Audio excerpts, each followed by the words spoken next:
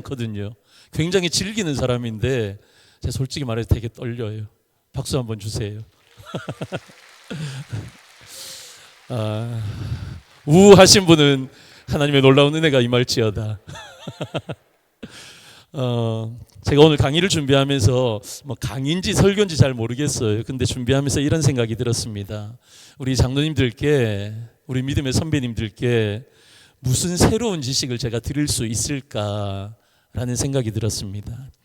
제가 가르쳐 드려야 될 것보다 제가 배워야 할 분들이 계신데, 저는 오늘 강의가 아니라 여러분들에게 선물을 드리러 왔습니다. 오늘 제가 드리고 싶은 진짜 선물은요, 이 두 문장 안에 표현되어져 있습니다. 지금까지 수고 많으셨습니다. 그리고 앞으로가 더 귀합니다. 여러분, 저는 이 두 문장 여러분들에게 말씀드리고 싶습니다. 여기까지만 하고 내려가면 좋겠는데 준비한 게 있어서 조금 더 할게요. 제가 부목사로 11년간 섬겼던 교회가 있습니다. 여기 우리 장로님들, 권사님들 많이 오셨는데, 제가 우리 담임 목사님, 제가 섬겼던 담임 목사님 통해서 배웠던 게 있어요. 그게 뭐냐면 성도들을 진짜 사랑하며 살아가야 된다. 그런 그겁니다. 그래서 담임 목회자로 제가 올해 10년 차 정도 되었는데 많은 설교를 해냅니다. 그리고 많은 강의를 합니다. 제가 지금 교회에서 우리 리더십들을 세워가는 마지막 제자훈련 과정 제가 하고 있고요. 그리고 우리 젊은이들, 젊은 부부들을, 가정들을 세우기 위해서 제 아내랑 함께 부부 그리고 신혼부부들을 몇 그룹씩 계속해서 강의를 하고 세워가고 있습니다. 굉장히 바빠요. 이런저런 회의도 많고요. 부르는 것도 많습니다. 그래서 바쁜데 제 마음 안에 꼭 한 가지 가지고 있는 게 있습니다. 그게 뭐냐면 신방하는 거예요. 제가 부교육자 때 우리 담임 목사님 통해서 배웠던 건 설교를 통해, 설교도 성도들을 돌아보는 신방을 통해서 본문을 정하라. 그리고 목회도 하나님을 사랑하는 그 마음으로, 성도를 사랑하는 그 마음으로 성도를 사랑하며 목회하라. 11년 동안 귀에 못이 박히도록 제가 들었던 우리 담임 목사님의 말씀입니다. 그래서 지금도 열심히 신방합니다. 열심히 신방합니다. 그런데 신방을 준비하면서 성도들을 위해서 제가 우리 부교육자들을 통해서 한 일주일 전에는 기도 제목을 받아요. 그래서 한 일주일 동안 정도는 특별하게 그 가정을 위해서 기도합니다. 그 기도하고 나서 제 나름의 새벽이든지 또 낮 시간이든지 제 나름대로 기도하는 시간에 그 가정을 위해서 참 많이 기도하고 꼭 축복송 한 곡을 부릅니다. 제가 축복송 아는 게 많거든요. 그런데 그 중에서 이 가정을 위해서 기도한 내용에 따라 축복송을 혼자서 많이 축복송을 불러드리고 또 신방을 갔을 때 그렇게 찬양으로 축복을 합니다. 우리 장로님들을 생각하면서 저는 한두 달 동안 우리 전국에 흩어져 있는 이름 모르는, 얼굴 모르는 우리 장로님들, 사모님 되시는 권사님들을 위해서 기도했습니다. 그리고 나서 제가 여기 신방 오는 마음으로 여러분들을 위해서 축복송을 참 한 곡 많이 불렀거든요. 근데 혹시 허락해 주시면 제가 여러분들에게 신방 왔다 생각하고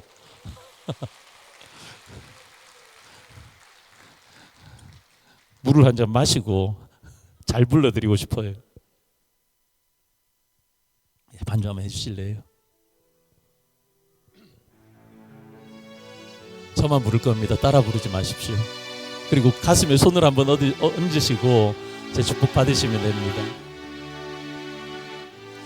주께 힘을 얻고 그 마음에 시온의 대로가 있는 그대는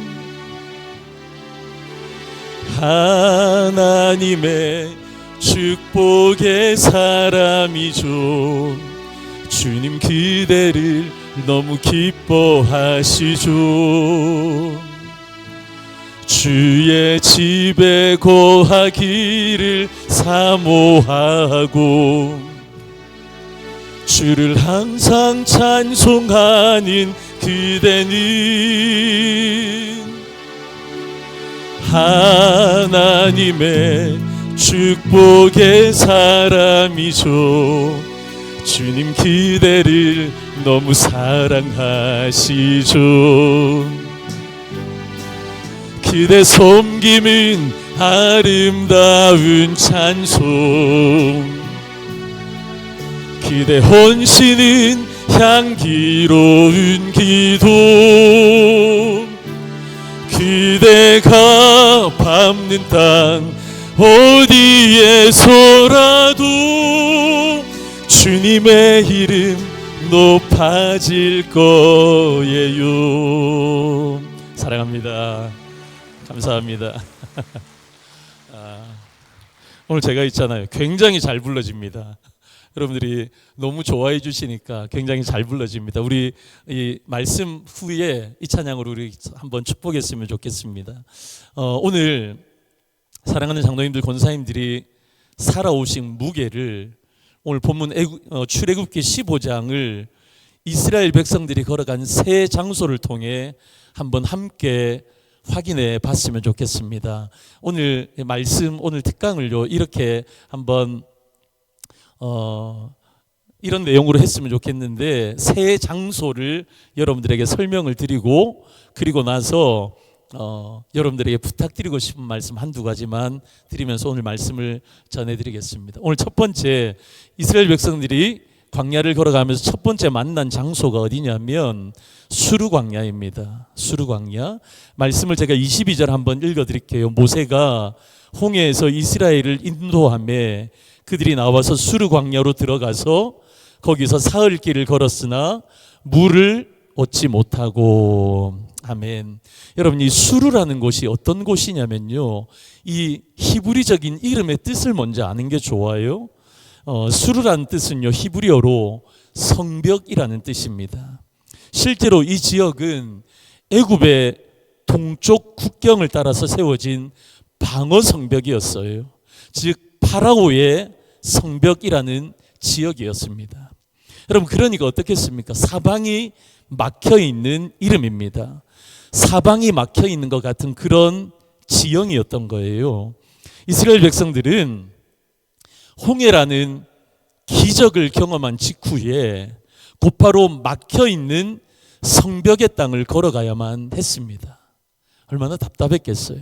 여러분들, 근데 그뿐만이 아닙니다. 22절은 이렇게 말씀하시는데 사흘 길을 걸었으나 물을 얻지 못했다라고 말씀합니다.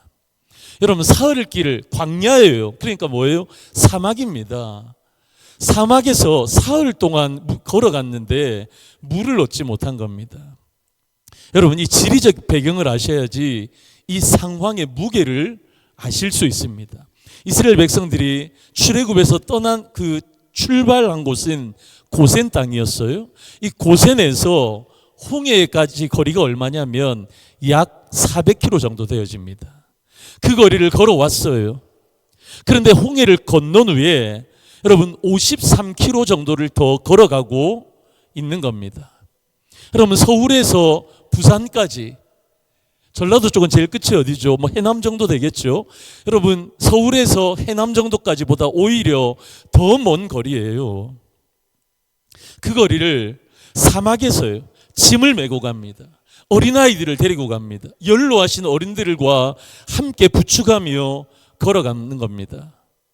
물은 여러분 그들이 어떻게 가지고 갔겠습니까? 여러분, 요즘처럼 냉장 시설이 있었던 것도 아니고요, 큰 물탱크가 있었던 것도 아닙니다. 기껏해야 여러분 요 조그만한 양가죽이나 염소 가죽으로 만든 작은 부대에 물을 담아서 이동했을 거예요. 여러분, 고센에서 그렇게 물을 가지고 간다 할지라도 물을 아무리 아껴 먹고 하더라도 여러분 450km 정도를 온 거예요. 여러분, 이 거리를 오는 동안 물이 이제 거의 다 떨어졌던 겁니다. 뭐냐면요, 그들이 의지하던 것이 바닥이 나는 상황이었습니다. 그들이 의지하는 것이 바닥나는 상황. 여러분, 이것이요 수르 광야입니다. 여러분, 우리 장로님들, 우리 권사님들, 여러분들의 수르 광야는 무엇입니까? 여러분, 여기에 수르 광야의 깊은 영적인 의미가 있어요.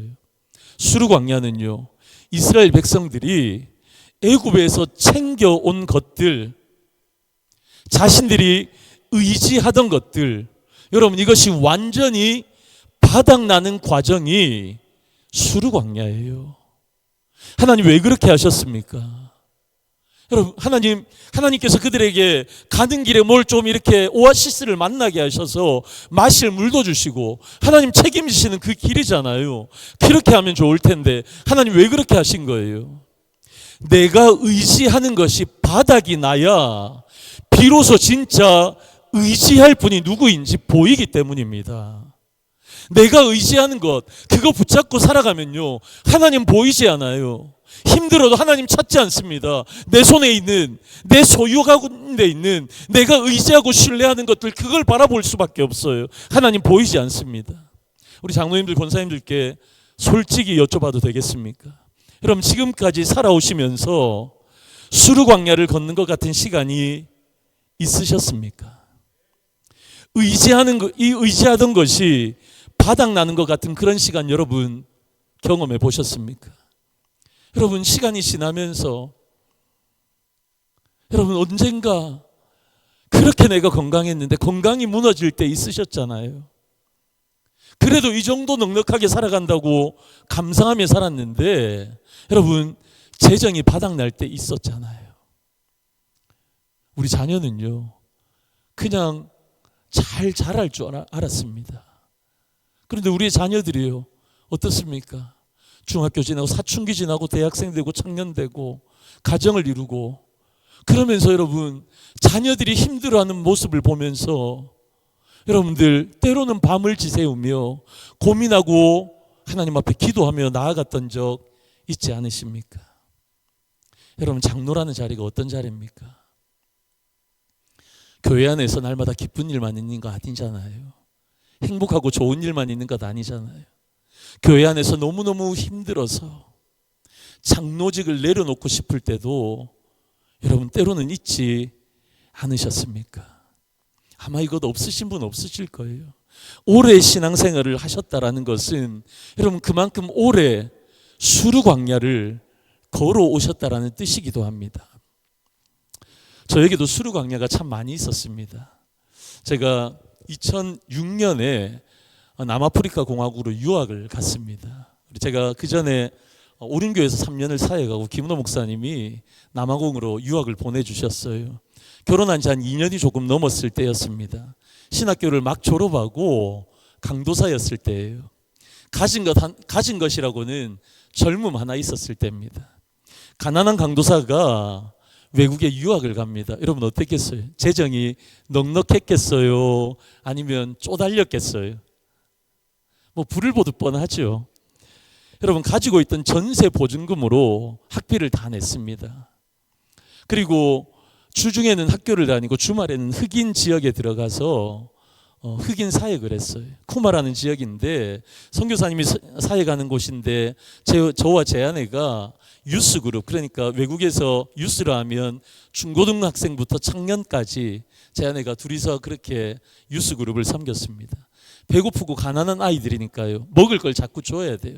말씀도 전해야 되고 뭐 제가 기타도 가르치고 이것저것 했지만 여러분, 배고픈 아이들 가운데 먹을 걸 줘야 돼요. 가난뱅이 강도사였는데 여러분 늘 재정적인 압박이 있는 거예요. 교회에서 이렇게 지원해 주시는 것은 한계가 있고 제 아내가 한 번씩 은행을 다녀옵니다. 저는 그 은행을 다녀오는 게 어떤 의미인지 한 번, 두 번 갔다 오면서 알았어요. 제 아내가 은행을 갔다 올 때 얼굴이 화나면요, 뭐 교회에서 재정이 좀 들어왔든지 아니면 환율이 좋아서 뭔가 좀 좋아졌든지 그러면 아내가 얼굴이 환해져서 와요.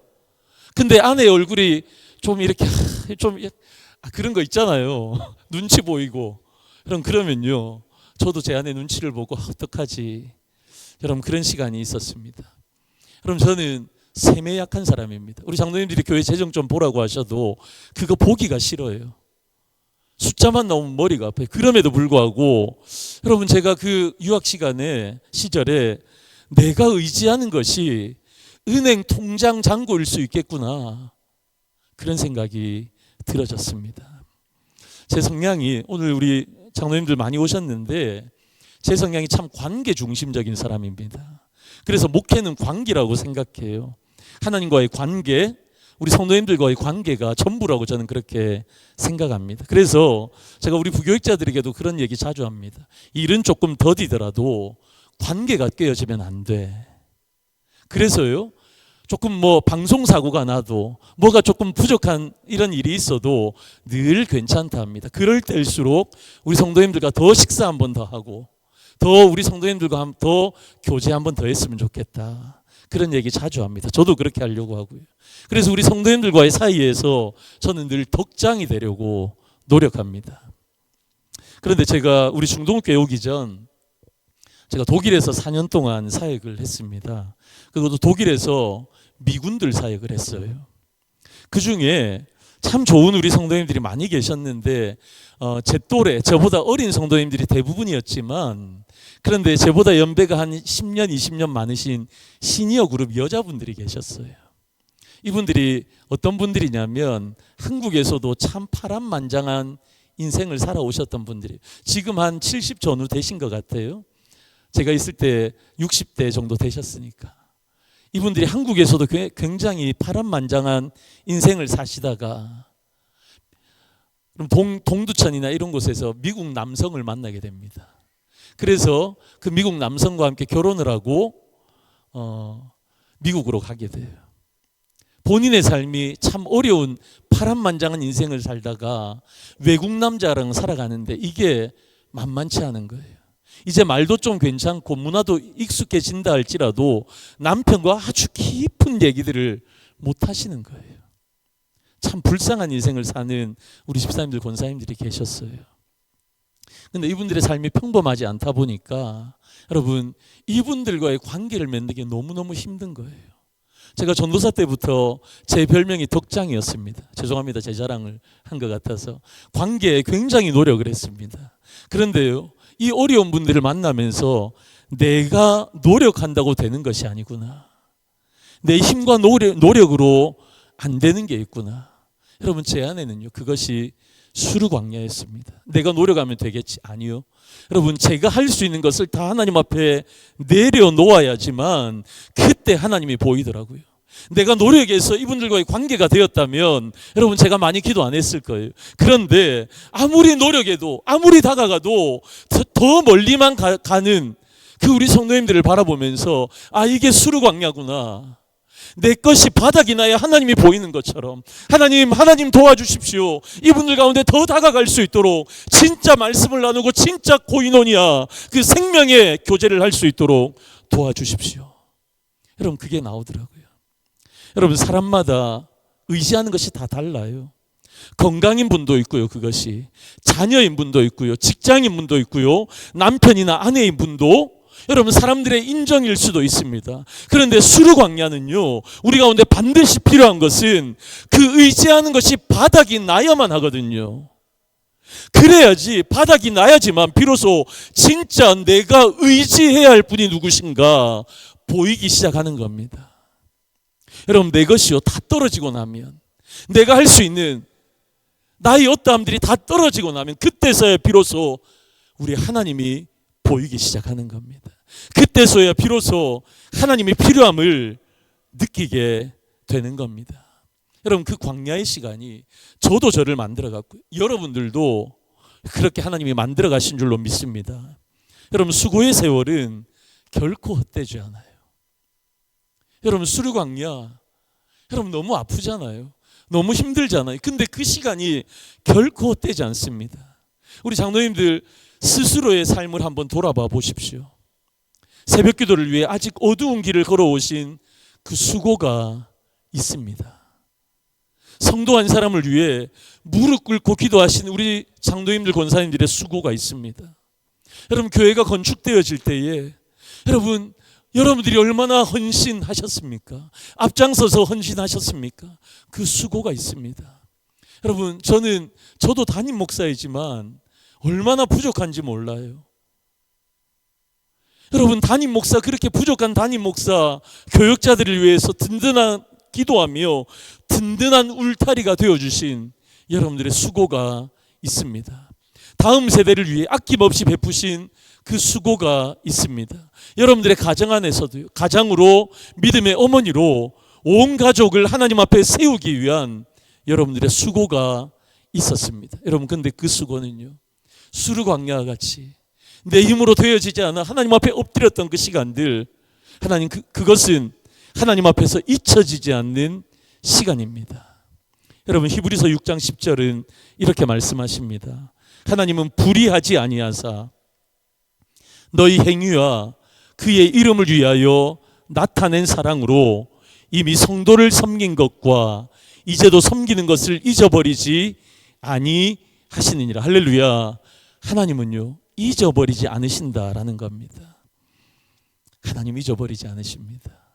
여러분들의 그 어려웠던 그 순간, 여러분들의 힘으로 감당할 수 없었던 그 순간, 여러분 그 시간 하나님 잊지 않으십니다. 여러분, 두 번째 여정은요, 수르 광야를 마치고 나서 마라에 그들은 가게 되어집니다. 수르 광야를 마쳤더니 마라에 도착합니다. 제가 23절 24절 한번 읽어드릴게요. 마라에 이르렀더니 그곳 물이 써서 마시지 못하겠으므로 그 이름을 마라라 하였더라. 백성이 모세에게 원망하여 이르되 우리가 무엇을 마실까 하매. 아멘. 여러분, 이 마라라는 이 뜻이 뭐냐면 괴롭다라는 뜻이에요. 쓰다, 괴롭다.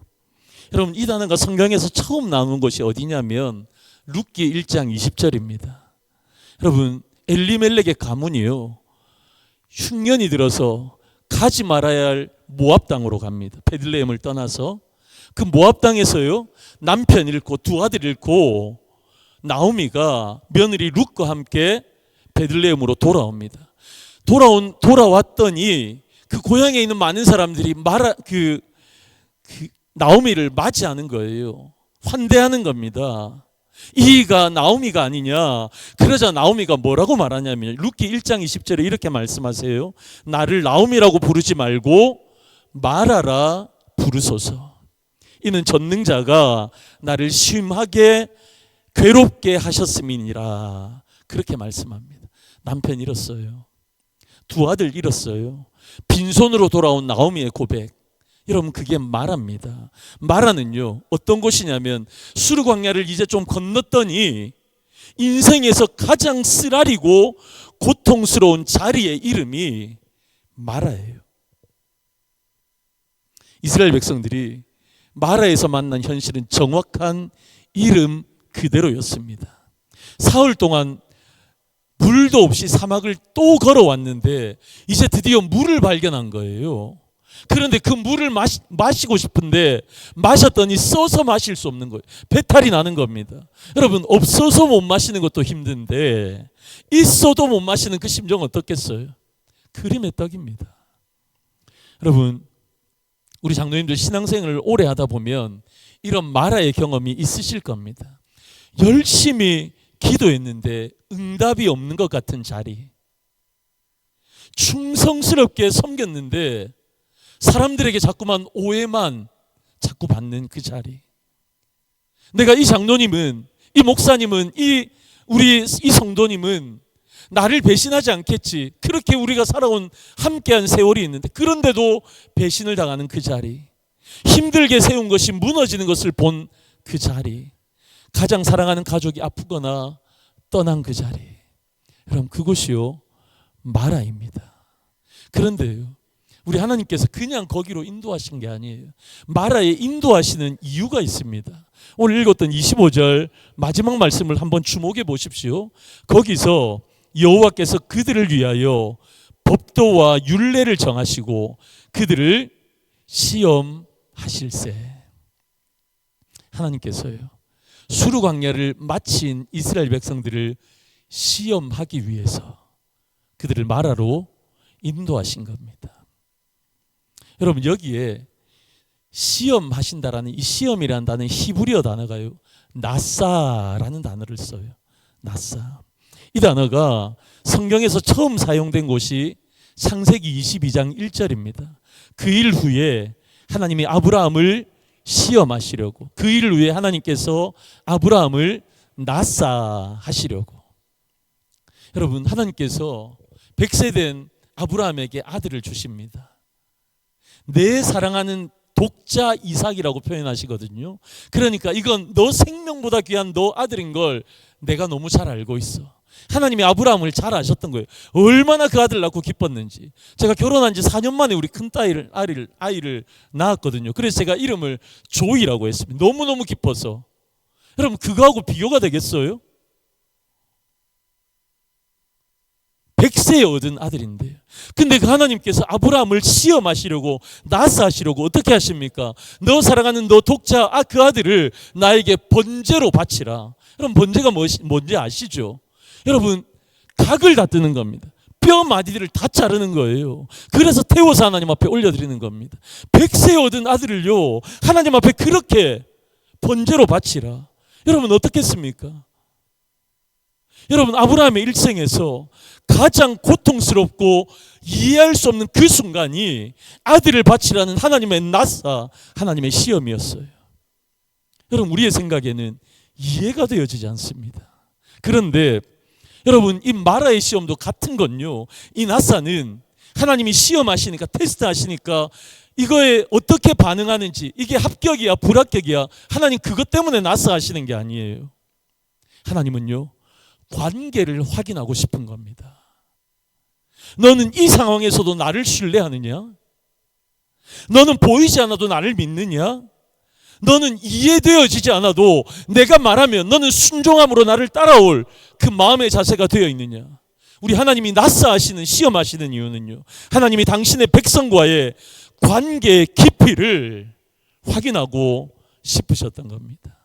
26절이 그 내용을 밝혀주십니다. 너희가 너희 하나님 나 여호와의 말을 들어 순종하고 내가 보기에 의를 행하며 내 계명에 귀를 기울이며 내 모든 규례를 지키면. 여러분, 가장 힘들고 이해되어지지 않는 상황. 여러분, 3일 길을 450km 걸어왔어요. 그리고 3일 길을 더 왔어요. 그런데 물이 드디어 있는 거예요. 얼마나 목말랐겠어요. 여러분, 그런데 그 물이 있는데 그걸 마시지를 못하네? 없는 것보다 못한 거예요. 여러분, 그렇게 가장 힘들고 이해되어지지 않는 그 상황에서도 그래도 너희들은 내 말에 순종하겠느냐? 여러분, 이것이 마라의 시험입니다. 여러분, 마라는요, 우리의 인생 가운데 있는 마라는요, 실수가 아닙니다. 하나님의 실수가 아니, 우리 하나님 실수하지 아니하신 하나님입니다. 하나님의 부재도 아닙니다. 하나님 안 계신 게 아니에요. 하나님이 허락하신 나사, 여러분, 이것은요, 하나님과의 관계를 더 깊이 하기 위한 하나님이 우리 가운데 주신 선물인 줄로 믿습니다. 어려운 얘기를 하니까 아멘이 안 나오네. 여러분, 근데 이 나사, 하나님이 허락하신 시험에서요, 두 가지 반응이 나옵니다. 전혀 다른 두 가지 반응이 나와요. 첫 번째는 무엇이냐면 백성의 반응입니다. 24절에 보시면 백성이 모세에게 원망하여 라고 말씀하십니다. 여러분, 이 원망하다 할 때 이 원망이란 히브리어 단어가 룬이란 단어를 써요. 반복적으로 끊임없이 투덜거리는 겁니다. 여러분, 이건요, 이스라엘 백성들의 주특기입니다. 제일 잘하는 거예요. 여러분, 그들은요, 광야의 길을 걸으면서 얼마나 많은 기적을 일상처럼 경험했습니까?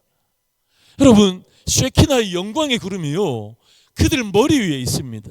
그래서 영광의 그 쉐키나의 영광의 구름이 움직이면 그들이 따라 움직이면 되는 거예요. 나침반이 필요 없어요. 하나님이 그렇게 인도하십니다. 제가 이스라엘에서 한 3개월 정도 있었던 적이 있는데 광야를 한번 가본 적이 있어요. 광야를 갔는데요, 여러분, 쌍권종을 차고 다녀야 돼요. 이스라엘의 광야를 가면 1.5리터짜리 물을요, 2개나 이렇게 차고 다녀야 돼요. 그래서 이스라엘에 가면 몰트비어라는 게 있어요. 몰트비어. 그러니까 우리 요즘 무알코올 맥주 있잖아요. 그런 걸 있잖아요. 선교팀에게 그걸 가지고 다니라고 합니다. 왜? 물은 그만큼 잘 못 마시는데 그건 잘 들어간대요. 우리 장로님들 중에 그런 거 잘 모르시죠? 그래서요, 그걸 마시면서 다녀야 돼요. 광야를 다니면. 근데 그럼에도 불구하고 광야에서는 땀이 나지 않아요. 왜 그런 줄 아세요? 너무 뜨거워서요. 땀이 나다가 바로 증발해 버립니다. 그런 곳이 광야입니다. 여러분, 이스라엘 백성들이 날마다 투덜거리는 거예요. 더워 죽겠다. 밤이 되면 추워 죽겠다. 먹을 거 없으니까 배고파 죽겠다. 목말라 죽겠다. 여러분 하나님께서 만나함의 추라기로 반석에서 물을 내시고 하나님께서 그렇게 인도하셨는데, 여러분 이스라엘 백성들은 그 기적을 일상처럼 누리면서도 날마다 반복하는 거예요. 이때도 마찬가지입니다. 백성이 모세를 원망합니다. 여러분, 모세를 향한 원망이었지만 결국은 보이지 않는 하나님을 향한 원망이었어요. 여러분, 원망은 하나님의 선하심을요 부정하는 거예요.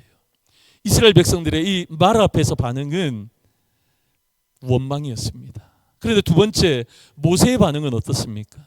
모세가 부르짖었다니. 똑같은 마라 앞에 있어요. 근데 모세는요 기도를 선택합니다. 여러분 한번 생각해 보세요.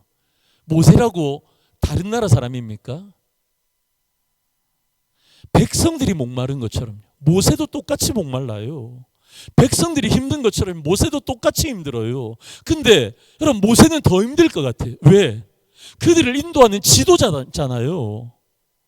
여러분들의 담임 목사님을 많이 축복하시기를 축원합니다. 여러분 맨 앞장서서 뭔가 한다는 게 쉽지 않아요. 여러분 모세가 그랬어요. 여러분 이스라엘 백성들은 모세만 따라가면 됐지만 모세는 그 앞에서 그들을 인도해야 됐어요. 그 인도하면서 어떻습니까? 그 많은 원망과 불평을 다 들어야만 했어요. 모세가 그러니까 이스라엘 백성들보다 더 힘든 상황이었다고요. 그런데 모세는 원망 대신에 기도를 선택합니다. 마라 앞에서 백성들은 원망을 선택했는데 지도자였던 모세는 기도를 선택합니다. 저도 목사로서 솔직히 고백하는 것은요, 목회를 하다 보면 마라의 상황을 맞이할 때가 참 많이 있습니다. 그래서 저도 원망이 먼저 올라올 때도 많이 있어요. 왜 이 상황에 하나님 이렇게 하시지? 왜 꼭 이 길로 하나님 가게 하시는 거지? 저 좋은 길 있는데 왜 이렇게 자꾸만 어려운 길로 가게 하시는 거지? 하나님 기도하는데 왜 하나님 이렇게 응답이 없으신 거지? 그런데 그 순간마다 붙잡는 것이 있습니다. 모세처럼요 여호와께 부르짖는 겁니다. 기도할 수밖에 없어요. 여러분 제가 목회를 하다 보니까 기도할 수밖에 없어요. 저를 믿고 하려고 하니까 도저히 안 되는 게 목회더라고요. 하나님 믿고 의지하지 않으면 여러분 기도하지 않고는 해낼 수가 없더라고요. 여러분 우리의 삶이 마찬가지잖아요. 여러분들의 일상의 삶 속에서 여러분 장로로 권사로 여러분들이 섬기시면서 여러분들의 힘으로 가능한가요? 우리의 힘으로 가능하지 않잖아요. 내게 자꾸 올라오면 어떻습니까? 분란이 일어납니다. 내 경험과 내 의지와 내 이성이 자꾸 올라오면요 교회가 어려워집니다. 여러분 말하기 이전에 기도해야 되는 것, 그게 맞잖아요. 원망을 기도로 바꾸는 그 선택이 마라를 통과하는 힘이에요. 저는 이것이 우리 장로님들의 사명이 되어야 할 줄로 믿습니다. 우리 장로님들이요 모세처럼 기도하기를 선택하셨으면 좋겠습니다. 우리가 무엇을 마실까라고 원망하는 그 백성들 속에서 우리 장로님들 권사님들은요 영적인 아비 어미들이거든요. 그러니까 여호와께 부르짖는 사람이 되어야 한다라는 겁니다. 여러분 태풍의 핵을 아십니까? 여러분 태풍은요 여러분 태풍이 오면 너무너무 두려워요. 제가 바닷가에서 자랐는데 섬에서 자랐거든요. 근데 여러분 태풍이 올 때 얼마나 무서웠는지 몰라요, 어린 시절에. 그런데 여러분 그 태풍은 그렇게 무서운데 여러분 태풍의 핵 아시나요? 태풍의 가장 정중앙에 있는 태풍의 핵, 밖에서는요 난리가 나는 겁니다. 집이 떠내려갈 수도 있고요. 여러분 도시가 초토화될 수도 있고요. 태풍의 위력가임은 그렇게 무서운 거예요. 그만큼 강한 겁니다. 그런데 그 가운데 있는 태풍의 핵은요 어떻습니까? 고요합니다. 평안합니다. 바람 한 점 없어요. 태풍의 핵은요. 여러분 기도하는 사람은요 여러분 태풍의 핵을 경험하는 겁니다. 태풍의 핵을. 여러분 인생의 태풍 속에서 태풍의 핵으로 들어가는 것이 기도예요. 상황은 여전히 거세게 몰아붙이지만 하나님 앞에 나아갈 때 그 마음의 중심에는 고요함이 있는 것. 여러분, 그것이 기도입니다. 여러분, 지도자들은요, 우리 장로님들은요, 우리 권사님들은요, 어떻게 해요? 기도를 선택하셔야 돼요. 어떤 순간이나. 여러분, 마라의 나무라는 게 나옵니다. 모세가 기도했거든요. 그러니까 하나님이 응답을 주십니다. 25절에 여호와께서 그에게 한 나무를 가리키시니 그가 물에 던짐에 물이 달게 되었더라. 한 나무를요, 기도하고 눈을 떴더니 한 나무가 있는 거예요. 그 나무를 어떻게 해요? 물에다가 던졌습니다. 마라의 쓴물에다가. 근데 그 나무가 어떤 나무인지 전혀 설명이 없어요. 그냥 아주 평범한 나무였던 거예요.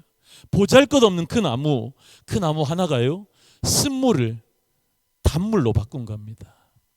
여러분, 나무 자체에 능력이 있었던 게 아니에요. 그 나무는요, 그냥 하나님의 기적을 담는 그릇이었을 뿐입니다. 하나님은요, 그런 나무를 사용하시는 거예요. 하나님이 붙잡고 계시면 되는 겁니다. 여러분, 나무의 크기가 중요한 게 아니라 그 나무를 붙들고 계신 손이 누구이시냐, 하나님이 붙잡고 계시면 되는 거예요. 여러분, 저는 이 말씀을 묵상하면서 이 나무 앞에 오래 멈추어 서 있었습니다. 이 나무가 무엇을 가리키는지 한번 보십시오.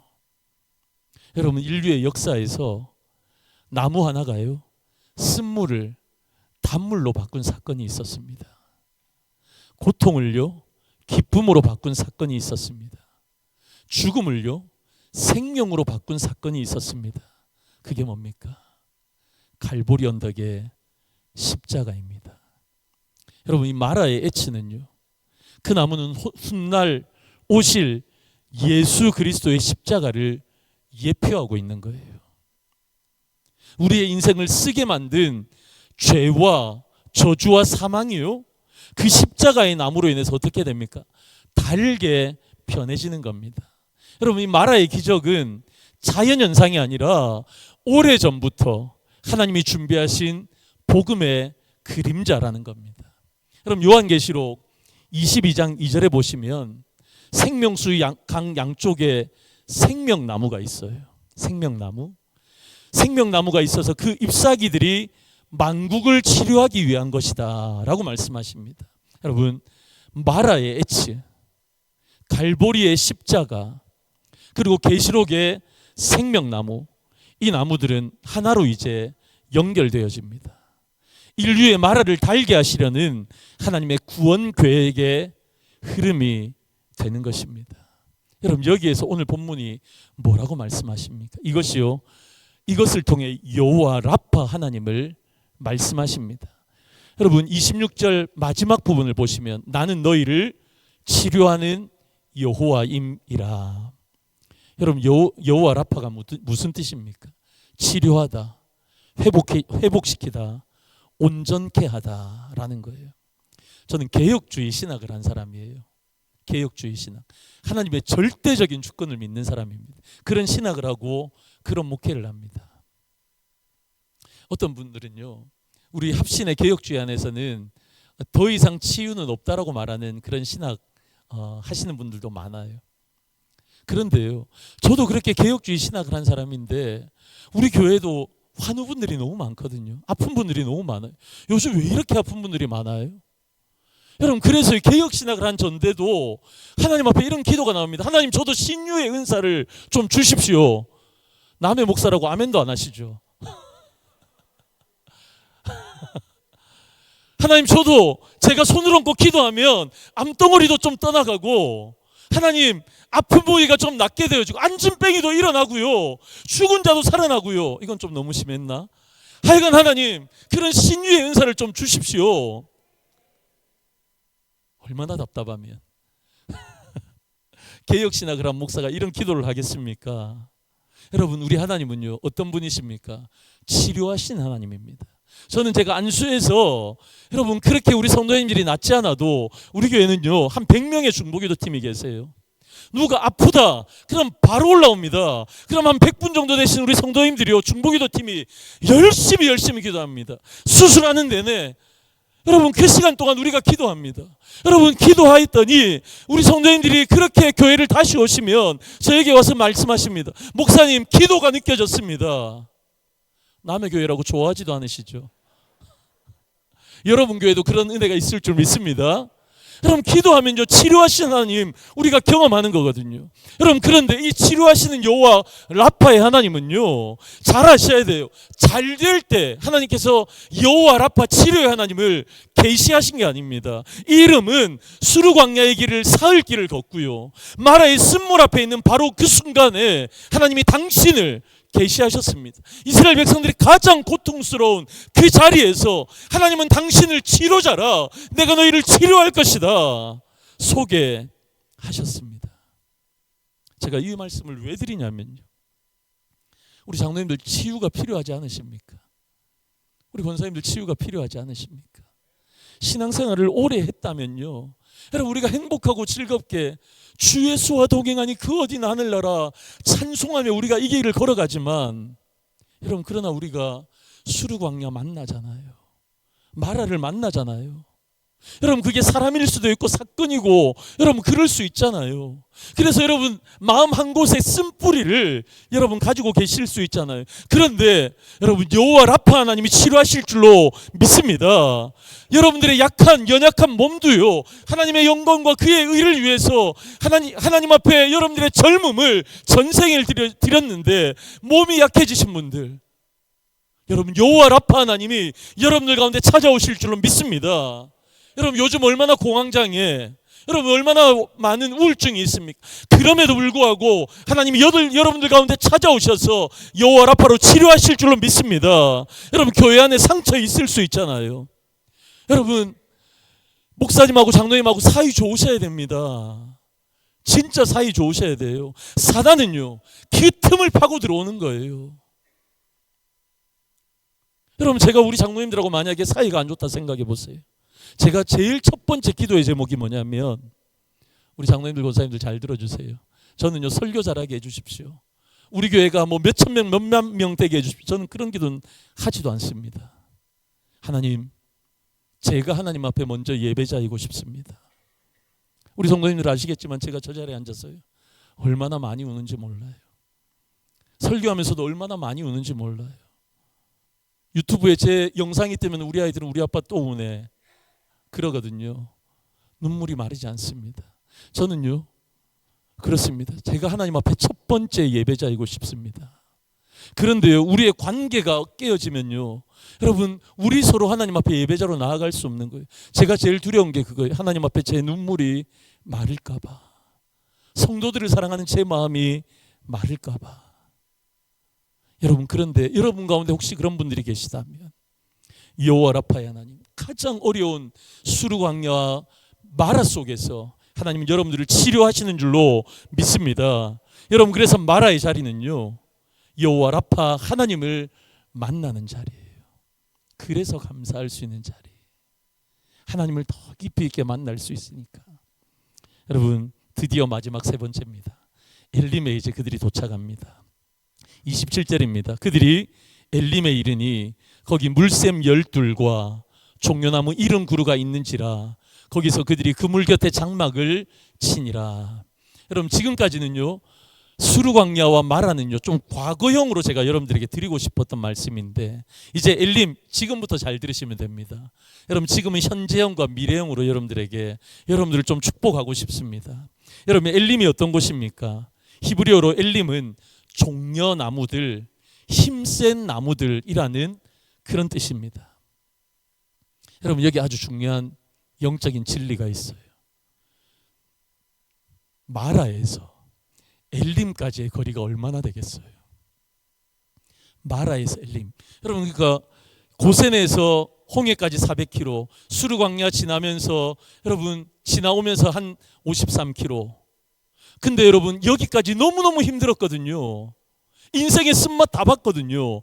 근데 여러분 이 마라에서 엘림, 진짜 좋은 것이 기다리고 있는 엘림까지 거리가 얼마겠어요? 여러분 놀라지 마세요. 10km밖에 되지 않습니다. 마라에서요, 이스라엘 백성들은 원망하며 주저앉았습니다.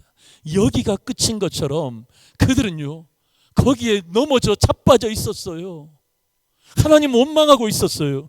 불과 10km 앞에 하나님께서 놀라운 오아시스 엘림을 준비하고 계셨는데, 여러분 엘림이 어떤 곳입니까? 사막에서 물샘 하나도 귀해요. 그런데 물샘이요 12개나 있는 곳입니다. 그늘을 만드는 종려나무 한 그루도 귀합니다. 나무 한 그루만 있어도요, 여러분 그 시원한 그늘에 들어가면 습기가 없기 때문에 굉장히 시원해요. 그런데 그 종려나무 한 그루만 있어도 좋은데 종려나무가 무려 70그루가 있는 곳입니다. 기대를 훨씬 뛰어넘는, 우리의 상상을 뛰어넘는 풍성한 은혜가 있는 곳이 엘림입니다. 여러분 여기 숫자 속에 담긴 하나님의 마음이 있습니다. 왜 물샘이 12이고 종려나무가 왜 70입니까? 여러분 물샘 12은요 이스라엘 12지파를 상징하는 거예요. 이스라엘의 12지파, 르우벤 지파를 위한 셈, 시므온 지파를 위한 셈, 유다 지파를 위한 셈.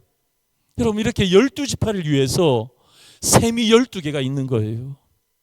12지파 하나하나를 위해 셈 하나씩 준비되어 있었던 겁니다. 한 지파도 빠짐없이 하나님이 준비하신 거예요.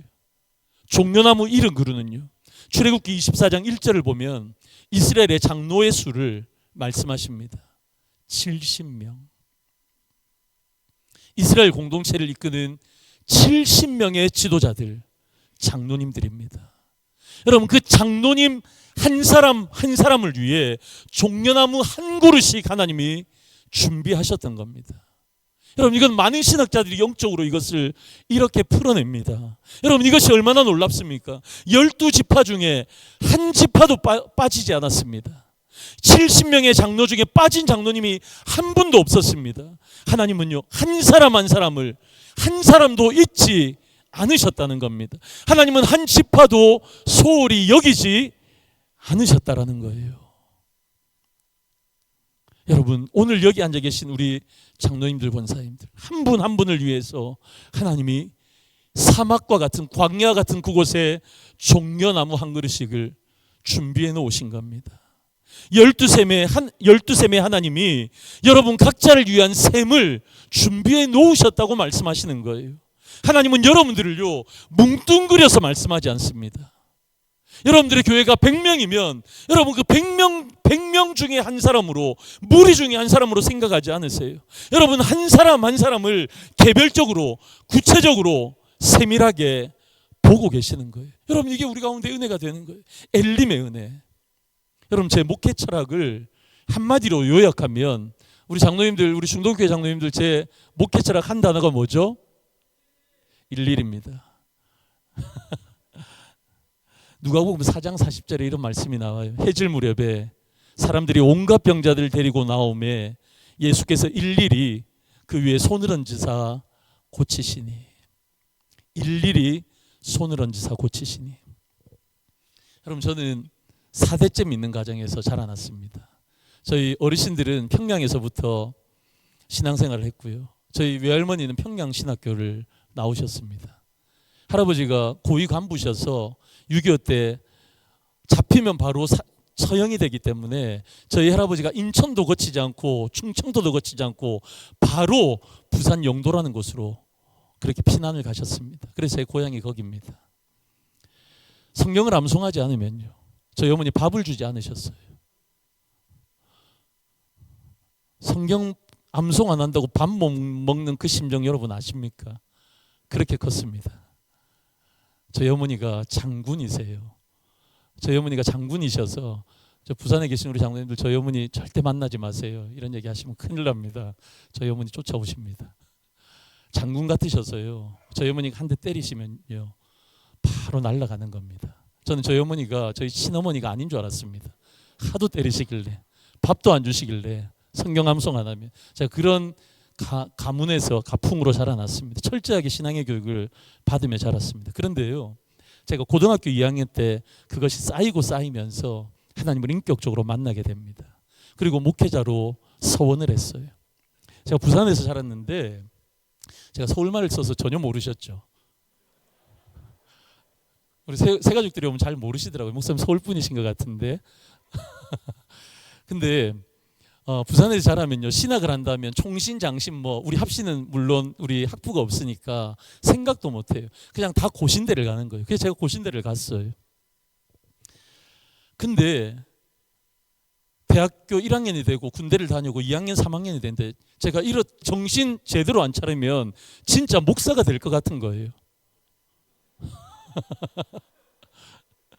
그래서요, 4학년 1학기를 딱 마치고요, 제가 어디로 도망을 갔냐면 제주도 열방대학 YMTTS를 갔습니다. 6개월짜리 과정인데 거기서 하나님께서 저한테 하늘과 천사와 같은 아내를 만나게 하신 거 아니겠습니까? 목회를 잘 몰라서 도망간 곳이었어요. 근데 거기는 3개월 동안 강의를 듣고요, 3개월 동안은 아울리치 전도 여행을 갑니다. 제가 간 곳이 이스라엘이었습니다. 3개월의 이스라엘 생활 속에서 그 예수전도단 DTS는요, 아침에 일어나면 눈곱만 딱 떼고요, 세수도 하기 전에 무조건 아침에 큐티 묵상을 해야 됩니다. 제가 간 곳이 이스라엘 하이퍼라는 곳인데 성경의 지명으로는 갈멜산이에요. 거기 저희 숙소가 지중해 연안이 쫙 보이고요, 너무너무 예쁜 곳이었어요. 그래서 저는 늘 그 지중해 연안 바닷가에서 커서 바다가 좋아서 기타 하나 울러매고 그리고 성경책 펜 하나 들고 늘 아침에 일어나면 기상하면 옥상으로 올라갔습니다. 그래서 그 쭉 묵상을 하는데 누가복음 묵상을 했는데 그날 어느 날 하루 하나님께서 저에게 주셨던 말씀이 누가복음 4장 40절, 해질 무렵에 사람들이 온갖 병자들을 데리고 나오매 예수께서 일일이 그 위에 손을 얹으사 고치시니. 여러분, 누가복음 4장이잖아요. 누가복음 예수님의 공생의 기간 가운데 시간적인 스케줄로 제일 잘 나온 게 누가복음이에요. 그러니까 누가복음 4장이라 하면 예수님의 공생애가 이제 막 시작된 겁니다. 예수님의 중기 후기 사역으로 가면 예수님이 제자 훈련을 더 많이 하시지만 예수님의 초창기 사역은요, 예수님께서 어떻게 해요? 기적과 이적을 더 베푸십니다. 예수님의 공생의 첫 번째 기적과 이적이 뭡니까? 물로 포도주를 만드신 사건 아시죠? 여러분, 그런 일들이 많았습니다. 그러다 보니까 이분이 메시아로구나, 사람들이 예수님께 몰려오는 겁니다. 인생에 문제가 있으면 조금만 아프면 다 예수님 앞에 몰려오는 겁니다. 그래서 예수님의 낮 동안의 스케줄은요, 살인적인 스케줄을 보내야만 했습니다. 여러분, 누가복음 4장 40절에 해질 무렵이라는 게 뭡니까? 예수님께서 그런 살인적인 스케줄을 거치시고요, 이제 퇴근 시간이 된 겁니다. 얼마나 피곤하셨겠어요, 예수님이. 그런데 예수님 퇴근 시간인데 온갖 병자들을 데리고 사람들이 계속 나오는 거예요. 저도요, 신방이 꽤나 많습니다. 신방이 꽤나 많은데 몸이 너무 힘들면요, 조금 이렇게 다음 주로 미루고 싶을 때도 있어요. 우리 예수님도 그러실 수 있잖아요. 몸이 너무 피곤하시면. 그렇다고 요즘처럼 비타민C 먹고 오메가3 먹고 영양제 먹고 예수님 그러지 않으셨잖아요. 여러분, 그러니까 예수님이 얼마나 힘드셨을 텐데, 그런데 말씀을 보면 예수님께서 일일이 그 위에 손을 얹으사 고치시니. 할렐루야. 제가 여기서 깨어진 거예요. 일일이란 이 단어에서 예수님의 목회가 이러셨구나. 예수님은 그 무리를 전체로 보지 않고 한 사람 한 사람, 너무 힘드심에도 불구하고 예수님이 그 한 사람 한 사람을 사랑하셔서 그 머리에 손을 얹고 기도해 주셨구나. 여러분, 이 일일이가 헬라어로 헤카스토스라는 단어입니다. 각각 한 사람 한 사람. 예수님의 눈에는요, 무리가 없었습니다. 오직 한 사람이었습니다. 여러분, 엘림이 이런 곳이에요. 예수님의 십자가를 경험하고 난 뒤에 우리의 그 다음에 오는 하나님의 축복의 은혜는요, 예수님은 여러분들 교회 전체 가운데 무리로 보시는 것이 아니라 한 사람 한 사람을 귀하게 여기시는 겁니다. 여러분, 마라 없는 엘림은 없습니다. 이스라엘 백성들이 마라에서 원망할 때 엘림이 10km 앞에 있었다는 걸 그들은 몰랐어요. 10km만 더 가면 이제 이 엘림이 있다는 것, 하나님께서 이렇게 풍성한 것을 준비하셨다는 것 알았으면 10km 전에 그들이 원망했겠어요? 그 정도 참고 견딜 수 있었겠죠. 여러분, 엘림은요, 항상 거기 있었던 겁니다. 다만 그들의 눈에 보이지 않았을 뿐입니다. 여기서 중요한 진리가 있어요. 마라 없는 엘림은 없습니다. 수르 광야 없는 엘림은 없습니다. 사흘의 목마름이 없었다면 마라의 물을 그토록 간절히 원하지 않았을 거예요. 마라의 쓴물을 경험하지 않았다면 엘림의 샘이 그토록 달고 시원하게 느껴지지 않았을 거예요. 광야가 깊을수록 오아시스는 더욱 풍성하게 느껴지는 법입니다. 고통이 길수록 회복의 기쁨은 더욱 깊게 다가오는 겁니다. 마라가 쓰면 쓸수록 엘림은 더욱 달게 다가오는 것입니다. 사랑하는 우리 장로님들, 우리 권사님들, 하나님은 가장 좋은 것을 나중에 주십니다. 여러분, 요한복음 2장에 가나의 혼인잔치가 있잖아요. 포도주가 떨어졌을 때 예수님이 물로 포도주를 만드셨잖아요. 그때 연회장이 신랑에게 한 말이 있습니다. 사람마다 먼저 좋은 포도주를 내고 취한 후에 낮은 것을 내거늘 그대는 지금까지 좋은 포도주를 두었도다. 여러분, 세상의 방식은요, 처음에는 좋은 것을 주고 나중에 나쁜 걸 주는 거예요. 처음에는 달콤하게 나중에는 쓰게 만드는 겁니다. 그러나 예수님의 방식은 정반대입니다. 나중에 우리 주님은 우리에게 더 좋은 것 주시는 거예요. 여러분, 순서가 그렇잖아요. 수르 광야, 마라, 엘림.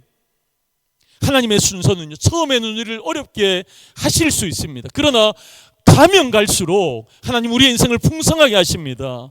처음에는 쓰고 나중에는 달게 하십니다. 처음에는 비워주고 나중에는 채워주시는 겁니다. 여러분, 서양 격언에 여러분 이런 말이 있습니다. The best is yet to come. The best is yet to come. 가장 좋은 것은 아직 오지 않았습니다. 여러분, 제가 50대거든요. 젊은 목사입니다. 근데 저는 기대합니다. 제 60대를 기대하고요. 제 은퇴 이후가 더 기대되어집니다. 하나님께서 얼마나 더 위대하게 사용하실까. 지금처럼 현역 때처럼 많은 성도들 앞에서 기도하고 그렇게 왕성하게 사역하는 건 아니라도 소소하게 성도의 자리로 돌아가서 저는 불꽃같이 사용되어지려고요. 그리고 은퇴하고 나면 성도로 돌아가고 싶습니다. 우리 성도의 삶을 살아가 보고 싶습니다. 그때는 얼마나 더 행복할까. 죄송합니다. 젊은 사람이라 우리 선배님들, 우리 장로님들 연배가 안 되어봐서 그런지 모르겠지만 저는 더 기대가 되어져요. 지금 저에게 이 50대가 가장 좋은 시간이 아니라 60대, 70대, 80대, 100세. 여러분, 그것보다 하나님이 나를 부르실 때 저 천국에 갔을 때는 얼마나 더 좋을까. 가장 좋은 것은요, 아직 오지 않았습니다. 여러분, 종려나무는 늙어서 더 아름다운 건 여러분 아십니까? 종려나무에 대한 한 가지 흥미로운 사실이 있는데 시편 92편 12절에서 14절 말씀, 이런 말씀이 나와요. 의인은 종려나무같이 번성하며 레바논의 백향목같이 성장하리로다. 이는 여호와의 집에 심겼음이요 우리 하나님의 뜰 안에서 번성하리로다. 그는 늙어도 여전히 결실하며 진액이 풍족하고 빛이 청청하니. 할렐루야. 여러분, 종려나무는요, 젊을 때보다 나이 들어서 더 많은 열매를 맺는 겁니다. 젊을 때보다 나이 들어서 더 진액이 풍족해집니다. 젊을 때보다 나이 들어서 더 생명이 넘치는 것이 종려나무예요. 하나님은 우리 장로님들을요, 우리 권사님들을요, 종려나무에 비유하십니다. 여러분, 지금은 가장 많은 열매를 맺을 수 있는 시기에 여러분들이 와 계신 겁니다. 젊었을 때의 열정, 충성도 귀합니다. 그러나 수십 년 광야를 걸어온 자만이 가질 수 있는 깊이, 넓이, 향기가 있습니다. 그것이 나이든 종려나무의 열매인 것입니다. 그 열매가 교회를 먹이고 다음 세대를 먹이는 겁니다. 지금이 여러분 가장 귀한 때입니다. 그러나 여러분들의 5년 후 10년 후가 더 귀한 열매를 맺는 그런 종려나무가 되어질 줄로 믿습니다. 여러분, 제가 오늘 마지막으로 두 가지만 우리 믿음의 선배님들, 우리 장로님 권사님들께 부탁의 말씀 드리고 싶습니다. 여러분들은요, 더 많은 열매를 이제부터 맺혀 가실 거거든요. 할렐루야. 아멘이십니까? 여러분, 그래서 여러분 첫 번째로 진짜 롤 모델이 되어 주십시오. 롤 모델. 저는 50이 넘었는데 아직도 우리 아버지가 생각이 납니다. 목회에 어려움이 오면요, 인생의 중요한 순간이 오면요, 우리 아버지 어떻게 하셨을까? 우리 아버지 기도하는 분이셨는데, 설교를 준비할 때도 아버지가 생각납니다. 우리 장로님들 대표기도 하시죠. 저희 아버지가 대표기도가 있는 그 주간에 토요일 날에 어김없이 저를 데리고 목욕탕을 가셨어요. 그러면요, 그 옛날에 아버지들이 얼마나 뜨겁게 해요. 우리 애들은 들어가지도 못하게. 근데 저는 뜨거운데 엄청 잘 들어가요. 우리 아버지가 너무 뜨겁게 놓으셔가지고 아버지 옆에 딱 앉습니다. 꼬맹이 태영이가 아버지 이렇게 옆에 딱 있는데, 보통 어르신들이 어땠어요? 거기 들어가면 청산 하면서 이렇게 조음을 표현하셨잖아요. 근데 우리 아버지는요, 뭔가 중얼중얼 하시는 거예요. 저희 아버지는 쓰지 않으셨어요, 기도문을요.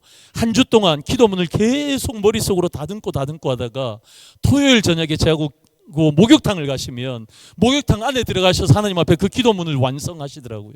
그리고 저희 아버지가 돌아가시고 나서 알았습니다. 그 기도문을 일일이 다 적어 놓으셨던 것. 이렇게 기도를 준비하셨구나.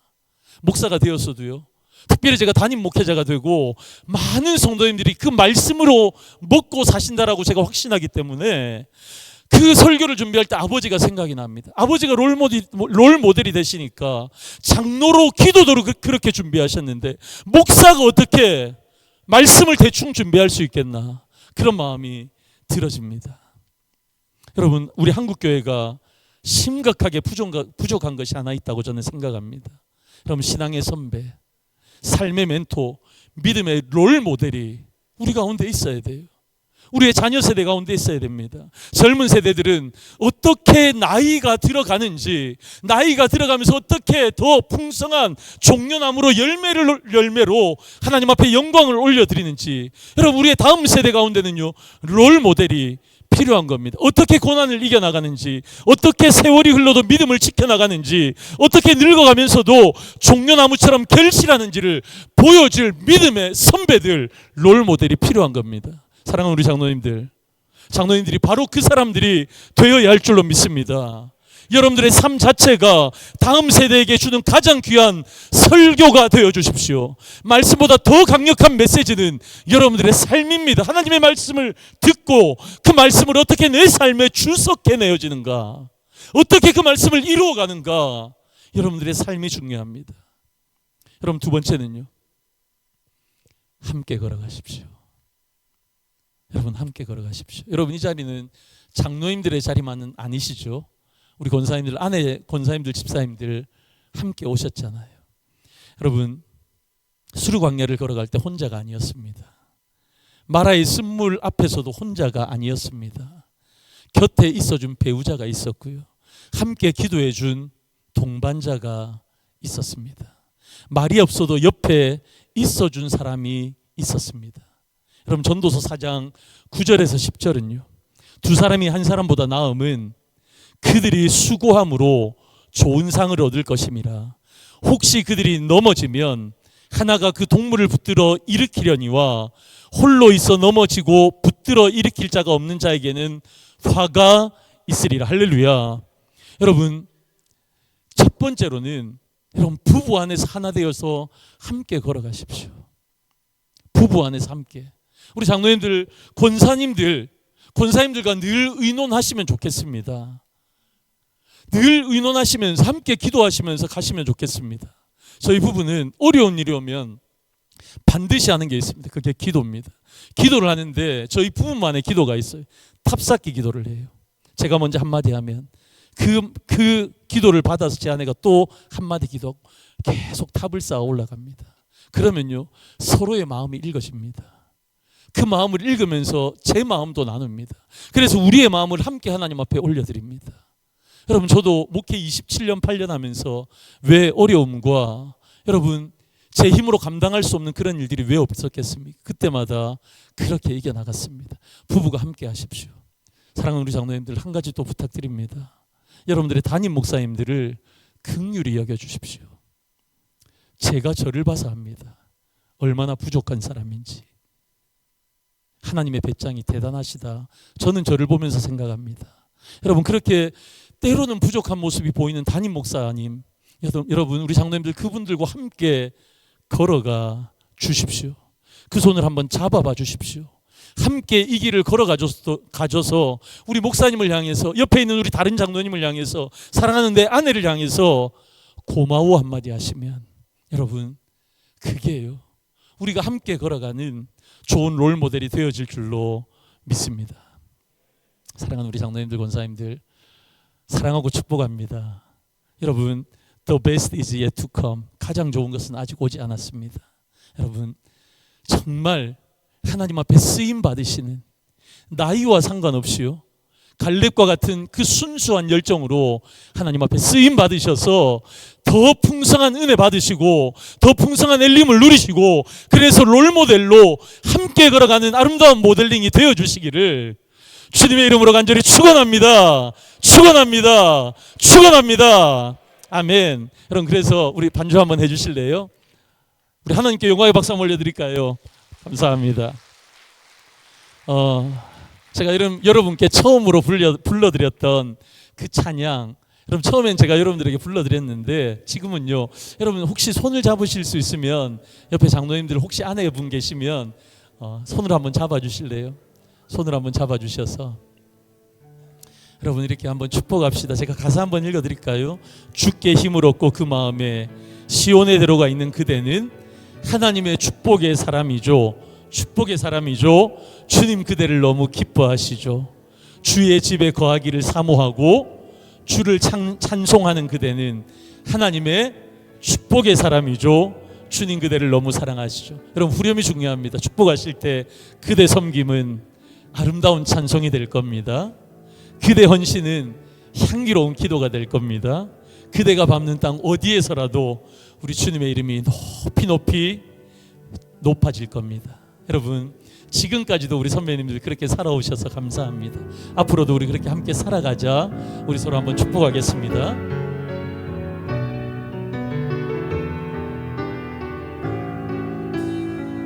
주께 힘을 얻고, 주께 힘을 얻고 그 마음에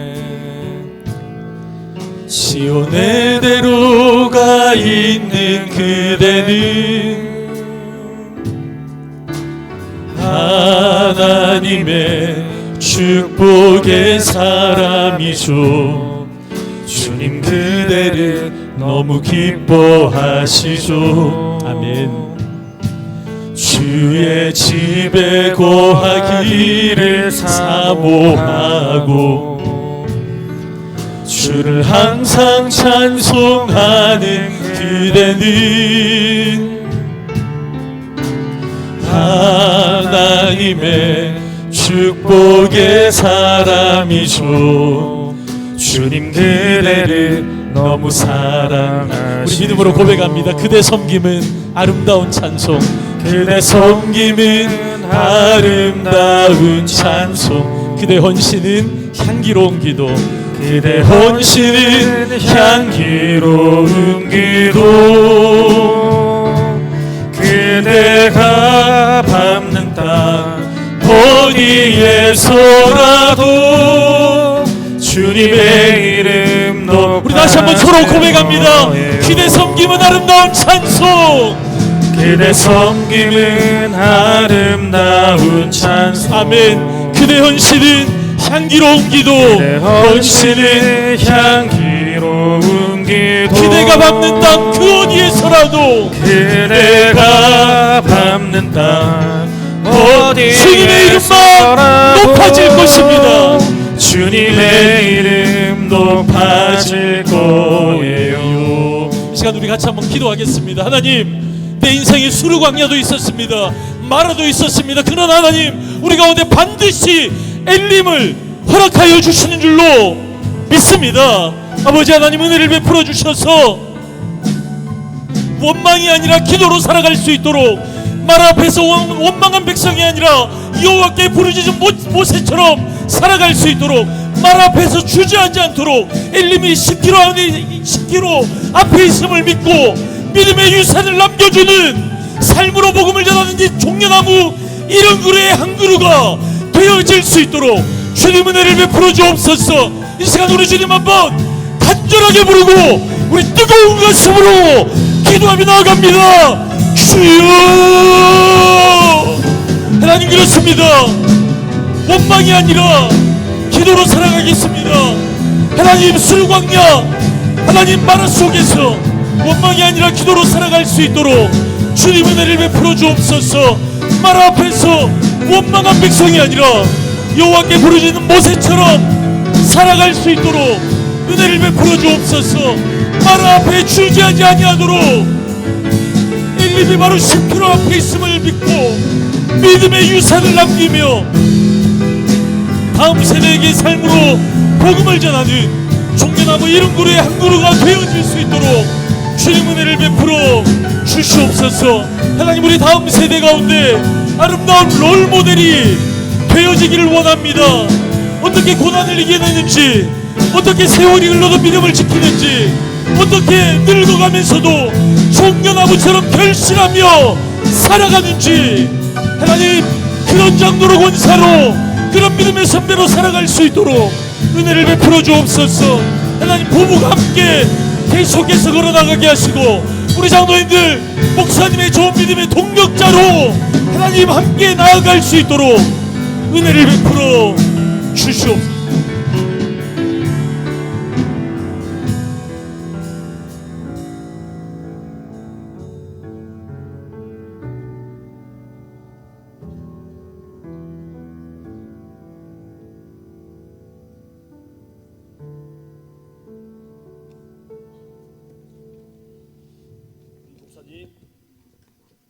귀한 말씀 은혜 받습니다.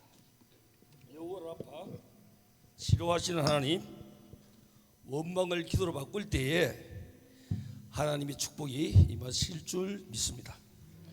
우리 김대영 목사님 담구하신 말씀 기억하시죠? 신앙의 선배, 삶의 멘토, 교회의 롤 모델이 되라는 말씀 꼭 기억하시고 본교에 돌아가서 실천하는 우리 장로님 되셨으면 좋겠습니다. 또 이 시간은 기도하는 시간입니다.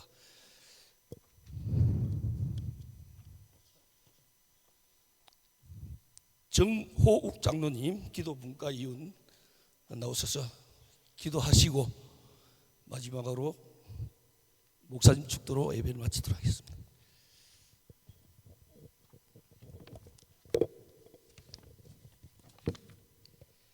득강을 통해 귀한 위로와 격려의 말씀을 주신 하나님께 감사와 찬양을 올려드립니다. 이 시간 내주 동행 충만케 하시는 성령님 안에서 우리가 한마음 한뜻으로 함께 합심하여 기도할 때에 하나님께서 영광 받아주시기를 간절히 기도합니다. 우리가 기도할 때 하나님께서 앞서 일하십니다. 첫째, 전국 장로연합회와 여름 수련을 위해서 함께 이렇게 기도하기를 원합니다. 주님, 이번 수련회에 참여하신 모든 장로님, 권사님 가운데 아름다운 사랑의 교제와 성령의 충만함으로 채워주시옵소서. 성삼위 하나님께서 인도하시고 주관하시는 여름 수련회가 되게 하여 주시옵소서. 수련회 기간 동안 좋은 날씨와 환경을 허락하여 주시고 오고 가는 길 안전과 건강을 지켜 주시옵소서. 전국 장로연합회 제34회기의 모든 사역이 주님 안에서 함께함으로써 하나님께 영광을 올려드리는 사업이 되게 하여 주시옵소서. 그리고 교단과 총회를 위하여 기도하며 선한 역할을 감당하는 전국 장로연합회가 되게 하여 주시옵소서. 우리 모두 함께 주님 이름 한번 간절히 부르고 기도하겠습니다. 주여, 우리의 마음을 붙들어 주시옵소서. 좋으신 하나님 아버지, 베풀어 주신 은혜와 사랑에 감사를 드립니다. 여름 수련회의 모든 계획과 진행을 통하여서 하나님께만 영광을 올려드리길 간절히 원합니다. 성삼위 하나님께서 인도하시고 주관하시는 여름 수련회가 되게 하여 주시옵소서. 참석하신 전국의 모든 회원 장로님들이 주님 안에서 함께 아름다운 사랑의 교제를 나누고 우리의 마음과 환경을 주장하여 주시옵소서. 순서를 맡은 목사님들과 장로님들에게 말씀의 은혜를 충만하게 더하여 주시고 매 강의 때마다 하나님을 영화롭게 하여 주시옵소서. 찬양과 덕송을 섬기고 담당하는 찬양팀들에게 섬기는 기쁨을 충만히 부어주시고 우리의 심령이 회복되고 영육간에 강건함을 되찾는 놀라운 시간 되게 하여 주시옵소서. 수련회에 참석하신 모든 분들의 오고 가는 발걸음을 하나님 아버지 지켜 보호하여 주시옵소서. 전국 장로연합회 30여 사역의 모든 사역이 주님 안에서 함께함으로써 성삼위 하나님께 영광을 올려드리는 사업이 되게 하여 주시옵소서. 하나님 나라를 위한 거룩한 사역에 필요한 전국 장로연합회 재정을 넉넉히 채워 주시옵소서. 임원의 장로님들에게 건강과 성령으로 충만함을 주시고 맡겨주신 소임을 기쁨으로 끝까지 감당할 수 있도록 능력을 대입해 주시옵소서. 주님 영광 받아 주시옵소서. 할렐루야. 두 번째로는 우리 합동신학대학원 대학교를 위해 이렇게 함께 기도하기를 원합니다. 신실한 다음 세대의 말씀 사역자들이 배움의 진보를 이루고 잘 훈련된 좋은 목회자로 굳게 세워지게 하여 주시옵소서. 교수님들에게 연구와 강의 사역의 지평이 넓어지고 깊어지게 하여 주시옵소서. 신학교의 모든 행정 업무를 감당하는 직원들에게 지혜와 능력을 부어 주시옵소서. 2027년도 MDB 지원자들을 차고 넘치게 보내주시옵소서. 이를 위해 합신의 온 교회가 한마음 한뜻으로 기도하게 하시고 넉넉한 재정으로 채워주시옵소서. 다시 한번 우리 주님 이름 한번 간절히 부르고 이렇게 기도하겠습니다. 주여 우리의 마음을 붙들어 주시옵소서. 살아 역사하시는 하나님 아버지, 말씀의 부재와 참된 말씀의 종들의 부재에 서 있는 한국교회를 불쌍히 이겨 주시옵소서. 사무엘과 같이 말씀을 통해서 민족과 교회를 변화시킬 말씀의 종들을 세워 주시옵소서.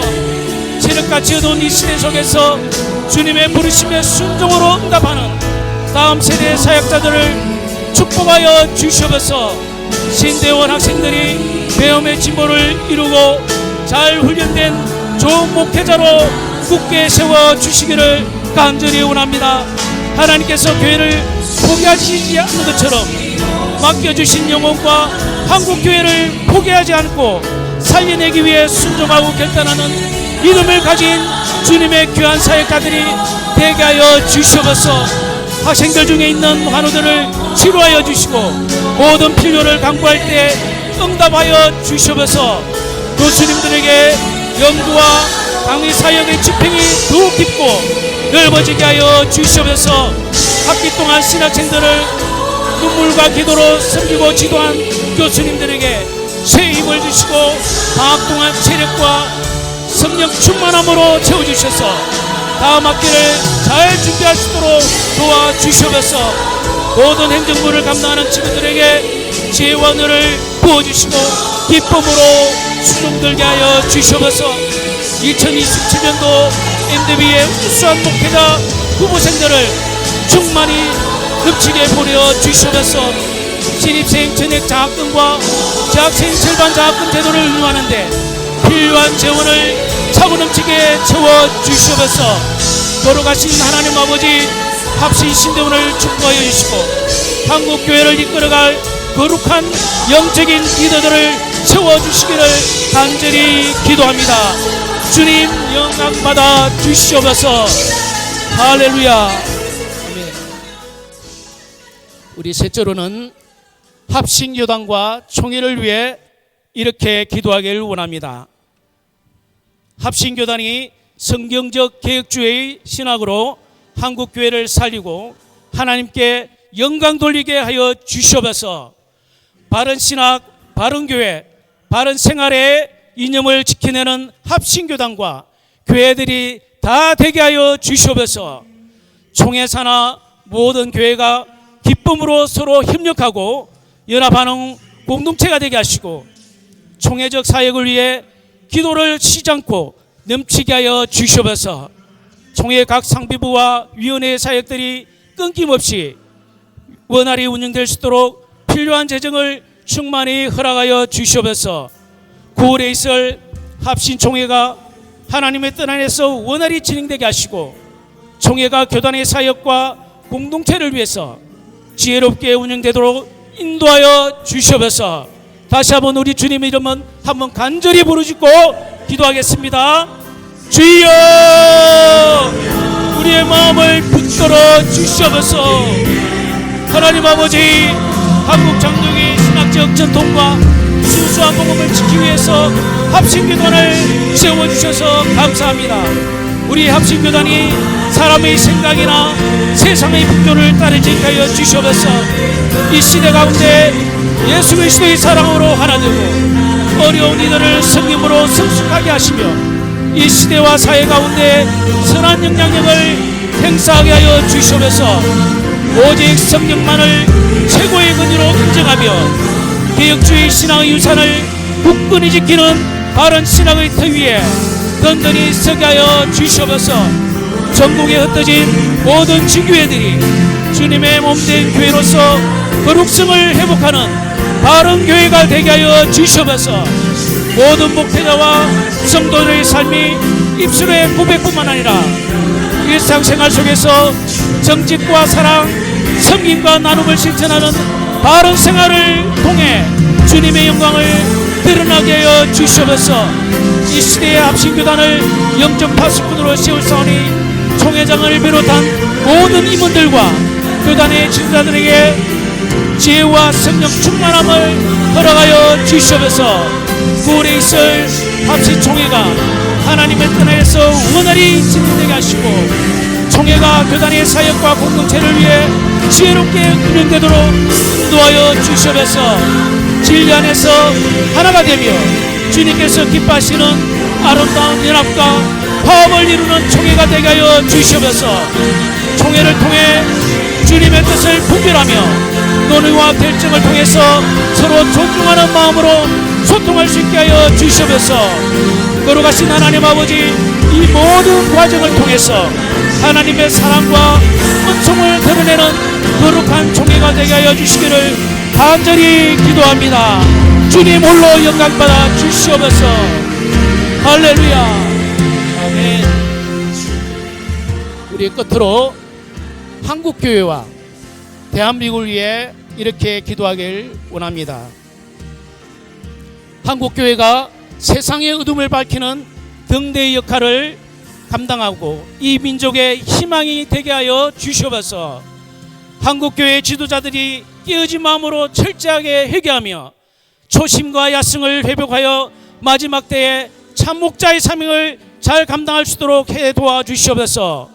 이를 위해 바른 복음, 십자가 부활의 복음으로 진리의 말씀을 가감없이 선포하게 하시고 이단과 비진리의 영을 잘 분별하여서 순결한 공동체가 되게 하여 주시옵소서.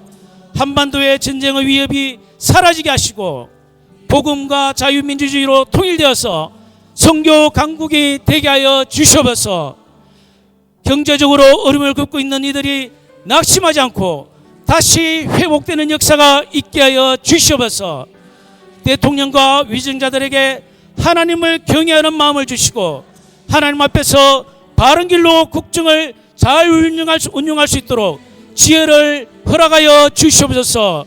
우리 모두 함께 주님 세 번을 간절히 부르짖고 기도하도록 하겠습니다. 주여,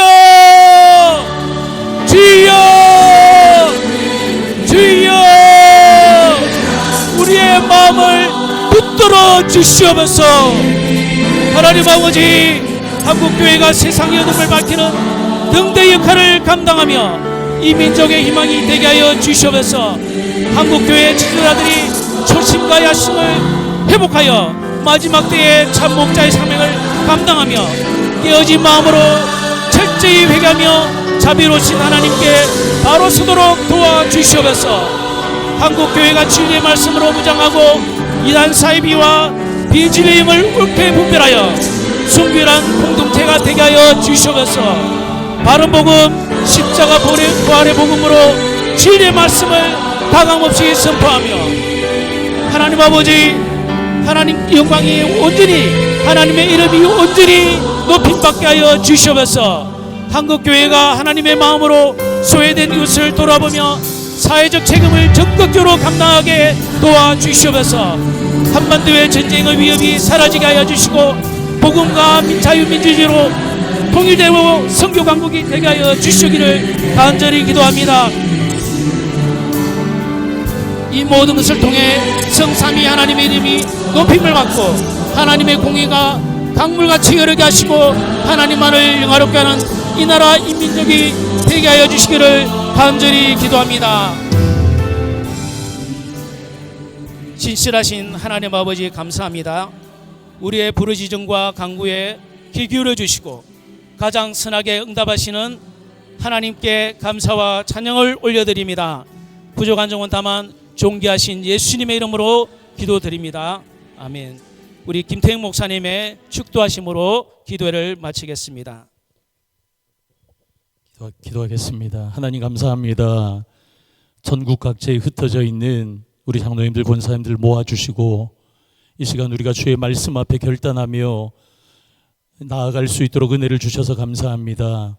하나님, 우리 장로님들, 권사님들 은혜를 주셔서 하나님 이전보다 이유가 더욱더 믿음의 전성기로 살아갈 수 있도록 은혜를 베풀어 주옵소서. 의의 종려나무 되어져서 하나님 더 많은 열매로 하나님 앞에 영광을 올려드릴 수 있도록 은혜를 베풀어 주시옵소서. 아버지 하나님, 은혜를 더하여 주실 때 건강 영육간에 강건함으로 주님께서 함께하여 주시고 생업의 터전 가운데 복을 주시고 하나님 가정들마다 하나님 잘되게 하시고 화목하게 하시며 우리 장로님들의 세대보다 그 다음 세대가 더 강력한 세대 되어질 수 있도록 은혜를 베풀어 주옵소서. 하나님, 목회자들의 좋은 친구 되어지고 좋은 동력자 되어져서 주의 몸된 교회를 거룩하게 아름답게 견고하게 세워나가는 주의 사람들 되어질 수 있도록 은혜를 베풀어 주시옵소서. 수르광야의 길을 걸어갈지라도 마라 가운데 있을지라도 우리 가운데 주실 엘림을 바라보며 더 감사하고 영광 올려드리는 복된 장로의 삶, 권사의 삶, 하나님 리더십의 삶을 살아낼 수 있도록 주님 역사하여 주시옵소서. 하나님, 2박 3일의 일정 가운데 주님께서 함께 하셔서 아름다운 쉼이 있게 하시고 말씀을 통한 은혜가 있게 하시고 하나님을 더욱더 깊이 있게 만나게 하시고 동력자들이 있음을 알고 감사하며 더 깊은 서로 간의 교제가 있어서 하나 되어짐으로 함께 하나님의 나라를 세워가는 우리 모두가 주의 동력자 되어질 수 있도록 주님 역사하여 주시옵소서.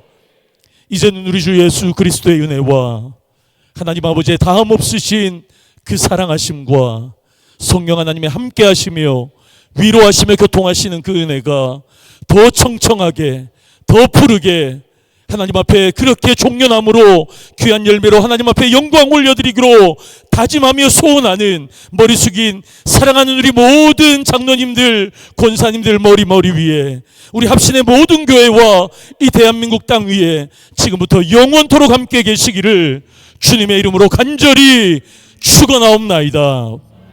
아멘.